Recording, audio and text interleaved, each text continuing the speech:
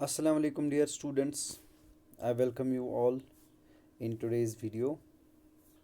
Today we will discuss about the challenges to political parties in India. As you know that the political parties are the face of democracy because democracy is visible to the people through political parties, and it is obvious that all the wrong things done by these political parties in democracy would be blamed by the people. So there are number of challenges which these political parties are facing in India, especially we can say. So let us discuss these challenges one by one. तो जैसा आप जानते हैं जो democracy होती है ये लोगों तक पहुंचती है पॉलिटिकल पार्टीज़ के ज़रिए, यानी पॉलिटिकल पार्टी से ही पता चलता है कि कंट्री में डेमोक्रेटिक गवर्नमेंट है। जब कभी भी डेमोक्रेसी में डेमोक्रेटिक गवर्नमेंट में कोई गलत चीज़ नज़र आती है, यानी मिस एडमिनिस्ट्रेशन या माल एडमिनिस्ट्रेशन, या गवर्नमेंट रिस्पॉन्सिबल नहीं है, या गवर्नमेंट वो फंक्शंस नहीं कर रही है, वो पॉलिसीज़ वो प्रोग्राम्स नहीं कर रही हैं जिनका प्रॉमिस किया गया था, तो डेफिनेटली पॉलिटिकल पार्टीज़ पे ब्लेम आती है कि ये सब पॉलिटिकल पार्टीज़ की वजह से है, या पॉलिटिशियंस की वजह से है, या पॉलिटिकल एक्टिविस्ट्स की वजह से है। जो भी इसमें इन्वॉल्व है उन सब को टारगेट बनाया जाता है। बल्कि कुछ कंट्रीज़ में तो यहाँ तक कहा जाता है कि जो पॉलिटिशियंस है उनको आप एक बॉक्स में डालिए। नीदरलैंड्स की बात करें तो उनको एक बॉक्स में डालिए और बॉक्स में डाल के आप उनको नायग्रा फॉल से नीचे फेंक दीजिए। It is simply a criticism. ये एक क्रिटिसिज्म है जो हमें पता चलता है कि पॉलिटिकल पार्टीज़ जहाँ कहीं पे भी लैक करती है अपने फंक्शनिंग उसकी वजह से है।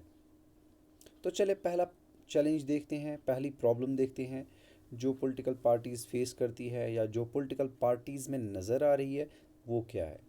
सबसे पहले जो पहला चैलेंज है that is the lack of internal democracy within parties. जैसा हम जानते हैं democracy means rule by majority और we can say representative government.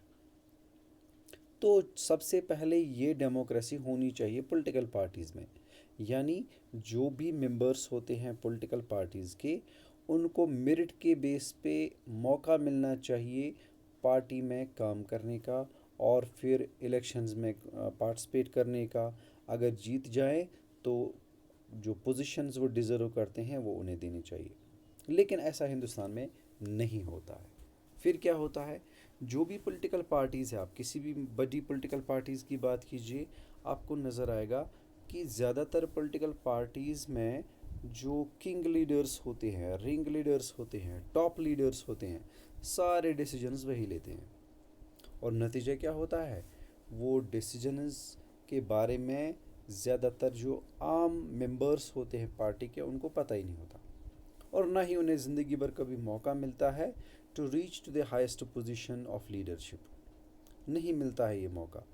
इसका मतलब ये हुआ कि डेमोक्रेसी को चलाने के लिए नॉन डेमोक्रेटिक पॉलिटिकल पार्टीज़ काम करती है। यानी पहले पॉलिटिकल पार्टी में डेमोक्रेसी का कंसेप्ट डाल डाल दीजिए, प्रैक्टिकली प्रूव कीजिए, उसके बाद आप डेमोक्रेसी को अच्छी बना सकते हैं।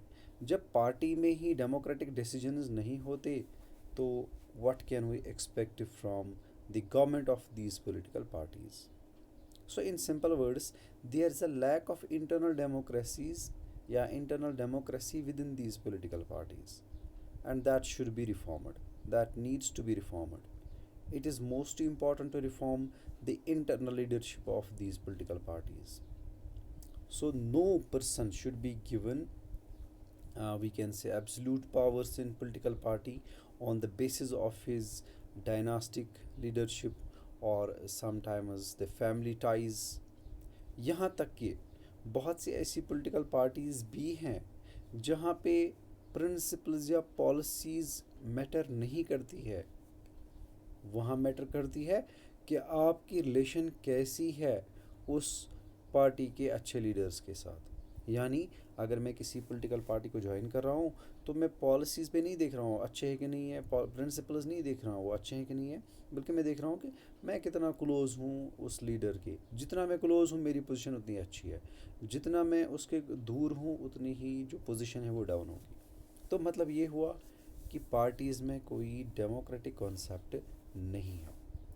तो यह है पहला चैलेंज जो इंडिया में पॉलिटिकल पार्टीज फेस करती है। दूसरा, सेकंड चैलेंज है dynastic succession. As you know, in India most of the political parties are dynastic. Dynastic मतलब क्या होता है, किसी एक फैमिली, किसी एक ख़ानदान के कंट्रोल में। As you know, Indian National Congress though secular in nature but is being controlled by what we called one family or one dynasty। जैसे बात करेंगे, शुरुआत हम करेंगे चाहे वो नेहरू जी थे या गांधी जी थे, फिर उसके बाद इंदिरा गांधी, फिर राजीव गांधी, फिर सोनिया गांधी, फिर राहुल गांधी, अब प्रियंका गांधी, जितने भी गांधी है, तो ये सारे कंट्रोल कर रहे हैं लीडर्स को। अगर जे एंड के स्टेट की बात करें तो यहाँ पे मैं एग्ज़ाम्पल दे दूँ। यहाँ पे आप national conference, all Jammu and Kashmir national conference की बात करें तो वो अब्दुल्ला ख़ानदान से ही जुड़ा है। वहाँ के सीएम सारे वही बनते हैं। जैसे शुरुआत की शेख अब्दुल्ला से, फिर फ़ारूक अब्दुल्ला, फिर उमर अब्दुल्ला। तो पीडीपी की बात करें तो पहले मुफ्ती था, अब उसकी बेटी है महबूबा मुफ्ती। तो मुफ्ती सईद के बाद Mehbooba Mufti.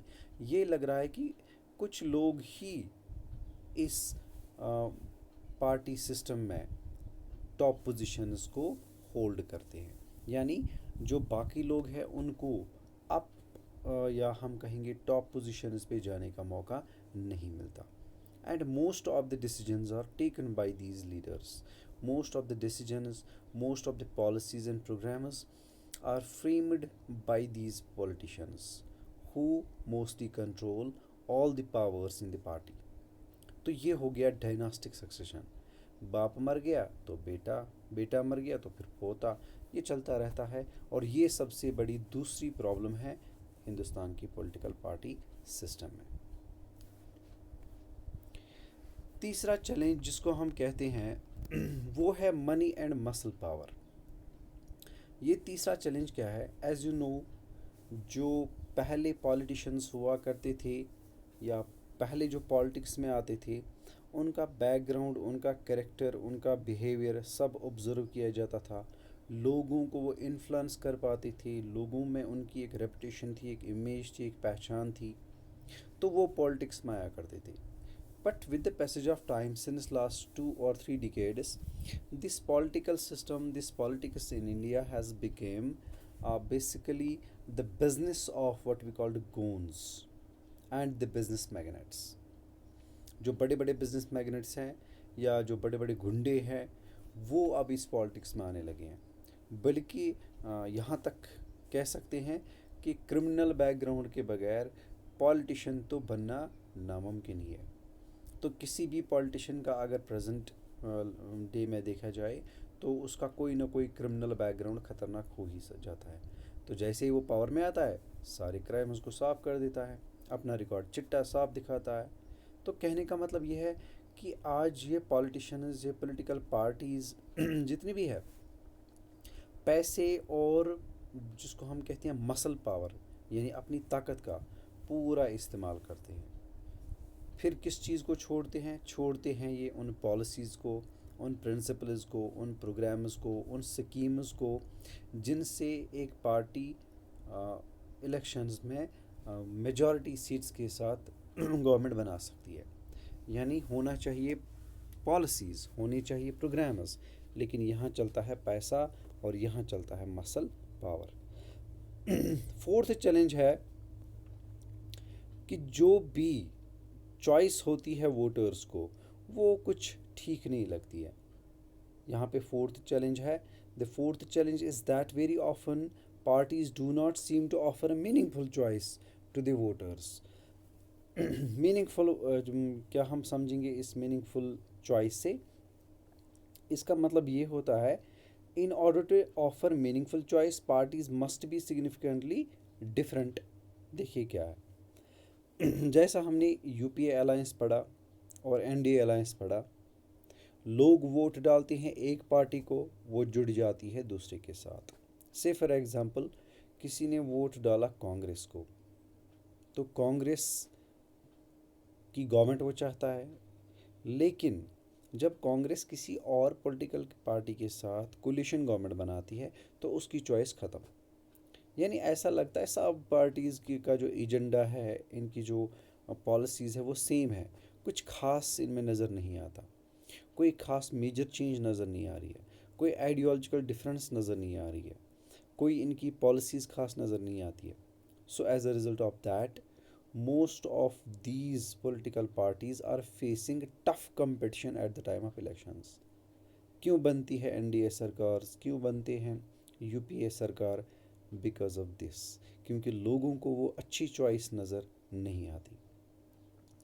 For example, the difference between the labour party and the conservative party in Britain is very little. देखिए, सिर्फ नाम अलग है इन दोनों की। अगर हम ब्रिटेन की बात करें, यूके की बात करें, तो लेबर पार्टी और कंजर्वेटिव पार्टी ये दो अलग पार्टीज़ हैं नाम से, लेकिन इनके कामों से कोई ख़ास डिफरेंस नज़र नहीं आती। फिर लोग समझते हैं कि चलिए उसको वोट दें, इसको बात एक ही है क्योंकि करना तो एक ही है, करेंगे तो ये सब एक जैसा ही। Same is the case with India. यहाँ पे भी न जाने कितनी ऐसी पॉलिटिकल पार्टीज़ हैं जिनका एजेंडा सेम ही है, थोड़ी सी डिफरेंस के साथ, और वो डिफरेंस ज़्यादा नज़र नहीं आती। So people do not have a we can say fair choice at the time of elections. इसलिए आंखें बंद करके वोट डालते हैं, और गवर्नमेंट भी फिर किन की बनती है तो वो बताना इतना ज़रूरी भी नहीं है, क्योंकि हम समझते हैं इसमें मनी और मसल का ज़्यादा इस्तेमाल ज़रूर होता है, और चॉइस भी ख़ास नहीं मिलती। अगर चॉइस मिल भी जाए तो वो नज़र नहीं आती है, ना ही स्कीम्स में, ना ही फंक्शंस में, और ना ही किसी प्रोग्राम में। सिर्फ बातों में नज़र आती है, और वो बातों पे ही ख़त्म होती है। तो डियर किड्स, अभी तक हमने देखा कौन कौन से चैलेंजेस है जो हिंदुस्तान में पॉलिटिकल पार्टीज़ फेस कर रही है, और जिनकी वजह से पॉलिटिकल सिस्टम अब ख़राब होने लगा है, डिग्रेड होने लगा है। इनकी जो रेपुटेशन होती है, इनकी जो पोजीशन होती है, वो अब ख़त्म होने लगी है। तो इतने सारे चैलेंजेस हैं, फिर अब क्या करें? तो इसके लिए एक ऑप्शन है जिसको हम बोलते हैं रिफॉर्मेशन। रिफॉर्मेशन मतलब होता है to bring change within this system. System में कोई ऐसी चेंज लाना जिससे कि वो पॉजिटिव पॉजिटिव उसका रोल प्ले हो जाए, और या पॉजिटिवली वो लोगों के सामने आए। तो हाउ कैन पार्टीज़ बी रिफॉर्मड? चलिए देखते हैं किस तरह से इन चैलेंज को ख़त्म करने के लिए पॉलिटिकल पार्टीज़ को रिफॉर्म किया जा सकता है। Firstly, the constitution was amended to prevent elected MLAs and MPs from changing parties. This was done because many political or elected representatives were indulging in defection in order to become ministers or for cash rewards. तो पहला जो हिंदुस्तान का constitution है, पहली जो challenge हमने देखा, तो पहला जो रिफॉर्मेशन सिस्टम था वो कॉन्स्टिट्यूशन ने स्टार्ट किया। हिंदुस्तान के कॉन्स्टिट्यूशन में एक अमेंडमेंट हो गई जिसमें डिफेक्शन सिस्टम को बैन किया गया, बल्कि पनिशमेंट भी डिक्लेयर की गई, डिसाइड की गई। अब सवाल है डिफेक्शन होता क्या है? बस सिंपल वर्ड्स में कहें तो पार्टी बदलना। पार्टी बदलने का मतलब क्या है? पार्टी बदलने का मतलब ये है कि अगर मैं एक पॉलिटिकल पार्टी में पहले से ही हूँ, और मैंने उस पॉलिटिकल पार्टी में रहकर इलेक्शंस भी विन किए हैं, इलेक्शंस भी जीते हैं, और कहीं मिनिस्टर भी बना हूँ, तो लोगों के साथ मेरी इन्फ्लुएंस भी बढ़ चुकी है, अब मैं एक अच्छा लीडर बन गया हूँ। तो ज़्यादा लालच की तलाश में, ज़्यादा लालच की कोशिश में, या फिर ज़्यादा पैसे की कोशिश में, लालच में, इंसान उस पार्टी को छोड़कर दूसरी पार्टी में चला जाता है। इस पूरे सिस्टम को डिफेक्शन कहते हैं। तो ये डिफेक्शन हिंदुस्तान के कॉन्स्टिट्यूशन में बैन्ड है। चाहे वो एमएलए हो या एमपी हो, किसी को भी पार्टी बदलने की अब इजाज़त नहीं है। अगर ऐसा होता है तो डेफिनेटली उनके अगेंस्ट केस भी किया जा सकता है, या फिर उनको पॉलिटिक्स से हमेशा के लिए बाहर निकाला जा सकता है। Now the law says that if any MLA और MP changes parties, he or she will lose the seat in the legislature. So MPs and MLAs have to accept whatever the party leaders decide. तो अब ये ban किया गया है system. अब अगर ऐसा वो करते हैं तो जिस वजह से वो पार्टी में आए हैं वो वजह ही ख़त्म किया जाएगा, यानी उनकी मिनिस्ट्री ही ख़त्म होगी और फिर वो सिंपल पर्सन्स रहेंगे, ना कि एमएलएज या एमपीज। दूसरा क्या है, the supreme court passed an order to reduce the influence of money and criminals. Now it is mandatory for every candidate who contests elections to file an affidavit giving details of his property and criminal cases pending against him. The new system has made a lot of information available to the public. दूसरा जो step उठाया गया है party reformation के लिए, parties में change लाने के लिए, तो वो सुप्रीम कोर्ट का एक ऑर्डर है, सुप्रीम कोर्ट के एक जजमेंट है जिसमें इन्फ्लुएंस यानी मनी, पैसे और जो क्रिमिनल एक्टिविटीज़ है उनके बेस पे कोई लीडर जब बनता है तो उस चीज़ को बैन किया गया, उस सिस्टम को बंद किया गया। अब हर एक कैंडिडेट को इलेक्शन से पहले, इलेक्शन फॉर्म भरने से पहले एक एफिडेविट फाइल करना होगा, यानी अपने फॉर्म के साथ एक एफिडेविट लिख के देना होगा जिसमें वो अपनी तमाम प्रॉपर्टी का जो रिकॉर्ड है वो देगा और साथ ही में अपने क्रिमिनल न होने का, यानी he must not be a criminal, उसमें वो लिख के देगा और उसका रिकॉर्ड भी सबमिट करेगा। जब ये सारी चीज़ें स्क्रूटनाइज होंगी, चेक होंगी इलेक्शन कमीशन ऑफ इंडिया के द्वारा, तो उसके बाद ही उसको फिर इलेक्शन में पार्टिसिपेट करने का मौका दिया जाता है। तो ये एक अच्छा स्टेप है, लेकिन प्रैक्टिकली कुछ लगता नहीं है। वहाँ पे भी ये एफिडेविट सिस्टम बनाने के लिए भी अपना जो रिकॉर्ड है, अपना जो क्रिमिनल बैकग्राउंड छुपाने के लिए, उसके लिए भी अभी भी बहुत से ग्रैंड पॉलिटिशियंस पैसे का इस्तेमाल करते हैं और अपना रिकॉर्ड क्लियर दिखाते हैं। तो अभी तक वो चेंज नहीं आई है जो कि आनी चाहिए। तीसरा, the election commission passed an order making it necessary for political parties to hold their organizational elections and file their income tax returns. The parties have started doing so, but sometimes it is merely formality या mere formality. एक और election commission का order आया है जिसमें तमाम political leaders, political parties को ये कहा गया है कि आपके जो इनकम टैक्स रिटर्न्स है उसका आप रिपोर्ट दीजिए। क्या आप इनकम टैक्स पे करते हैं, आपके पास प्रॉपर्टी कितनी है, और ये सारी चीज़ों की डिटेल्स दीजिए। करते हैं ज़रूर पॉलिटिकल पार्टीज़, मगर कभी कभार ये सिर्फ दिखावा होता है। मैंने पहले भी कहा, जिनके पास पैसा है, जिनके पास बैकग्राउंड वैसा है, तो वो कुछ भी कर सकते हैं इन चीज़ों को पाने के लिए।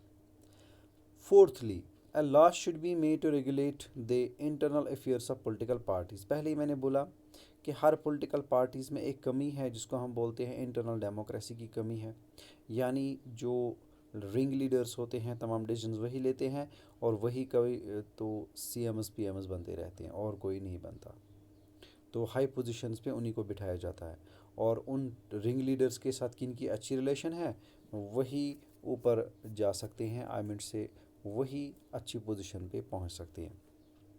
लेकिन अब जो एक लॉ है, अगर ये बनाया जाए कि तमाम पॉलिटिकल पार्टीज़ को जो इंटरनल डेमोक्रेटिक कॉन्सेप्ट है वो प्रैक्टिकली प्रूव करना होगा, यानी हर एक लीडर को मौका देना होगा, जो भी पार्टी में मेंबर है या जो भी पार्टी में लीडर्स है उनको मौका देना चाहिए।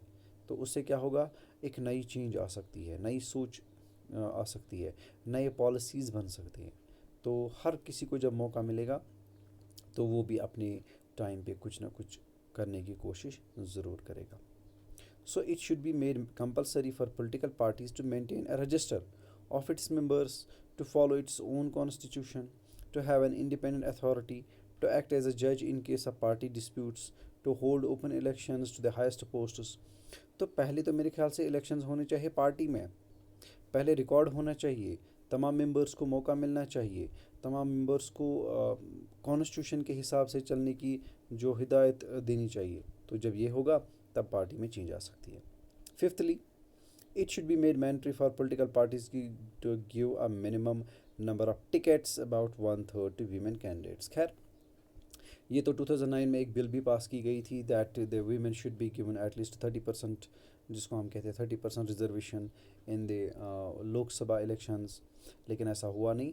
लेकिन जो वीमेन की पार्टिसिपेशन है अब थोड़ी सी बढ़ने लगी है, लेकिन अभी भी उतनी नहीं है जितनी कि होनी चाहिए। तो हर पार्टी का एक ये रिकॉर्ड बनना चाहिए, एक लाभ होना चाहिए, एक बिल होनी चाहिए, एक कॉन्स्टिट्यूशनल फ्रेमवर्क होना चाहिए जिसमें वीमेन को कम से कम 1/3 यानी 30% को या 30 to 40% ऑलमोस्ट वीमेन को मौका मिलना चाहिए कि वो भी पॉलिटिक्स में पार्टिसिपेट करें। सिक्स्थली, ये सबसे इम्पॉर्टेंट है, जो खर्चा किया जाता है इलेक्शंस के टाइम पे वो अनलिमिटेड होता है, उसका कोई लिमिट नहीं है।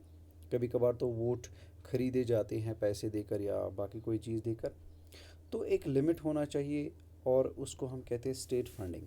स्टेट फंडिंग मतलब क्या होता है, स्टेट गवर्नमेंट को या सेंट्रल गवर्नमेंट को ये पावर्स होने चाहिए कि वो खुद इन पॉलिटिकल पार्टीज़ को वो पैसा दे जितना उनको खर्च करना है। अदरवाइज़ क्या होगा, बड़ी पॉलिटिकल पार्टीज़ ज़्यादा खर्चा करती है, छोटी पॉलिटिकल पार्टीज़ कम खर्चा करती है, नतीजा क्या होता है, बड़ी वाली इलेक्शन जीत जाती है। तो एक लिमिट होना चाहिए कि कितना खर्चा करेगी एक पॉलिटिकल पार्टी। हालांकि ऐसा कहा गया है इतना खर्चा करेगी, लेकिन इट शुड बी इक्वल, तमाम पॉलिटिकल पार्टीज़ का सेम अमाउंट होना चाहिए। ये मुश्किल ज़रूर है क्योंकि बड़ी पॉलिटिकल पार्टीज़ की फंक्शन बहुत ज़्यादा होती है, लेकिन यही एक रास्ता है जहाँ पे वो जो करप्शन सिस्टम है वोट बैंक खरीदने का वो ऑलमोस्ट बंद हो सकता है या कम हो सकता है। तो सिक्स्थ हमने डिस्कस किया स्टेट फंडिंग सिस्टम। अब ये सजेशंस हैं सारी, अभी तक इनमें से कितनी चीज़ें पूरी तरह से इम्प्लीमेंट हुई है ये बताना मुश्किल है, क्योंकि पॉलिटिकल पार्टीज़ का जो स्ट्रक्चर है, फ्रेमवर्क है, वो वैसा ही है। तो चलिए देखते हैं थोड़ा सा और। These suggestions have not yet been accepted by political parties. If and when these are accepted, these could lead to some improvement. But we must be very careful about illegal solutions to political problems.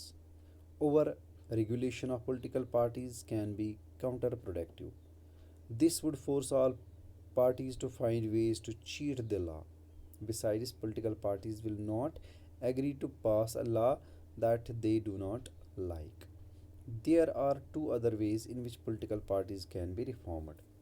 One, people can put pressure on political parties.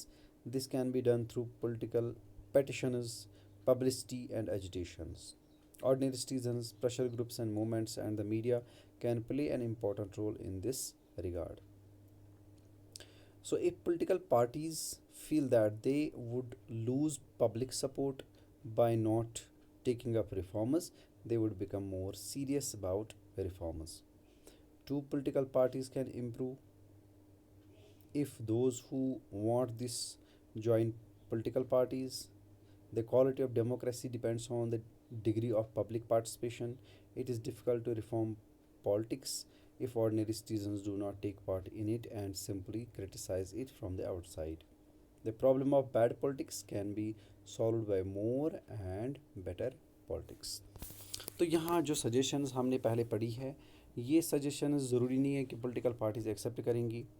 कहीं भी ऐसा भी हो सकता है कि antagonism पैदा हो, मतलब तमाम पॉलिटिकल पार्टीज़ ऐसे लॉज को बैन कर दे, या जब भी वो पावर में आए तो ऐसे लॉ को ख़त्म करने की कोशिश करें।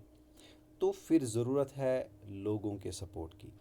लोगों के बगैर डेमोक्रेसी भी इनकम्प्लीट है, पॉलिटिकल सिस्टम भी इनकम्प्लीट है। So people should criticise, people should send petitions to the government as well as to the courts for reformation in political parties. At the same time वो mass media का भी इस्तेमाल कर सकते हैं।